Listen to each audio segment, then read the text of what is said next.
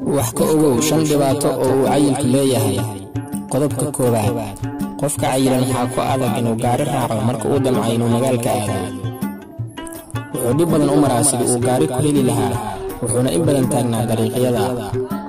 Gawaarida bi'alka ama jecla dadka cayilan.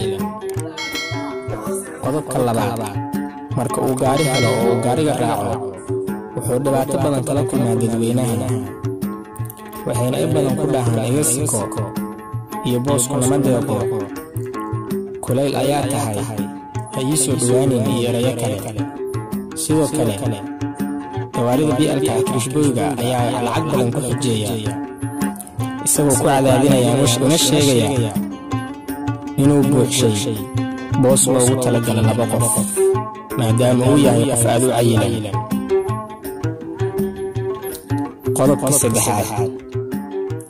Qodobka saddexaad ayaa ah dharkaada qofna kulama qaadan karo, adiguna qof kale lama qaadan kartid. waa dhibaataynteeda la eg. markuu damca inuu qof dhar la qaato, wuxuu dareemaa welwel sababtoo ah dharkaas lama ekaanayo oo ah qof buuran isagu.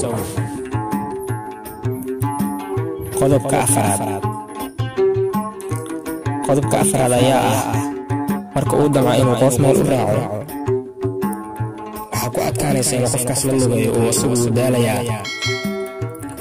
sidoo kale waxaa ku adkaanaysa haddii la ordo inuu wax ka ordo, sababtoo ah isagoo qof cayilan oo ma ordi karo. qodobka shanaad wuxuu qaas yahay ragga oo dumarku kuma jiraan inta badan.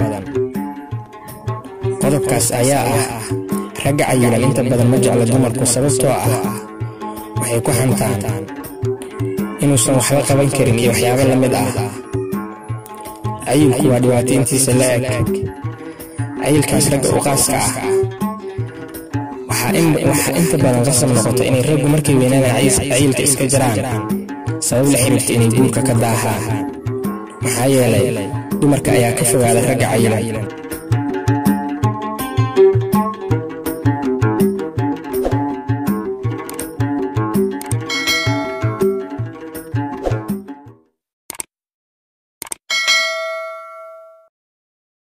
fadlan subscribe sar YouTube channel kan.